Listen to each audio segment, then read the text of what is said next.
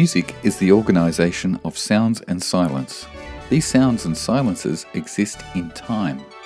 The basic measure of time is called a second, but in music we call the basic unit of time a beat. You can think of the beat as the underlying or implied pulse of the music, like the heartbeat of the music. In this example, you can see a metronome marking of quarter note equals 60. The metronome is like a clock for musicians and allows us to accurately subdivide minutes into beats. The German inventor and clocksmith Dietrich Nikolaus Winkel built the first metronome and faithfully showed it to his friend J.N. Maelzel, who patented it the following year. The numbers indicate the number of beats per minute, BPM, often abbreviated as MM for metronome Maelzel. Key takeaway: be careful who you show your inventions to, but also maybe it's karma that most people think MM stands for metronome marking. This clip shows a vintage Maelzel metronome. You can hear that it's not exactly like clockwork. It's also really loud and doesn't have a headphone output.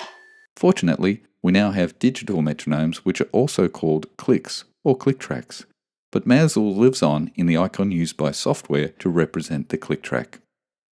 Let's listen to the digital metronome at 60 beats per minute or 1 beat every second.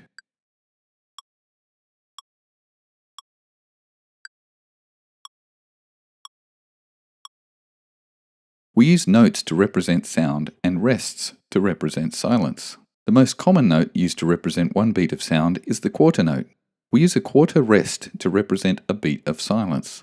Let's listen to some quarter notes and quarter rests at 60 BPM with the metronome in the background. The sounds in our examples will be made by a piano sound.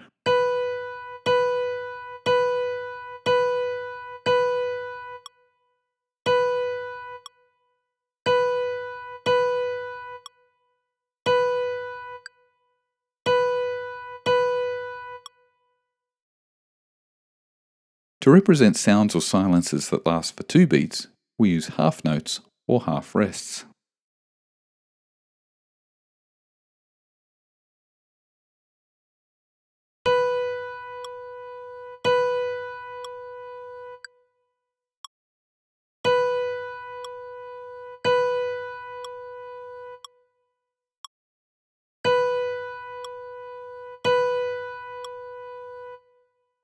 To represent sounds or silences that last for 4 beats, we use whole notes or whole rests.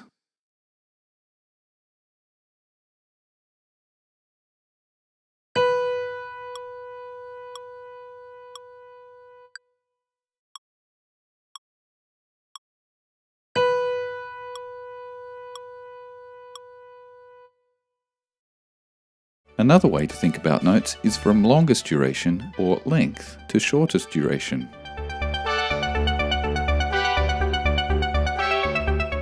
All of the notes and rests in this lesson are presented here for your easy reference.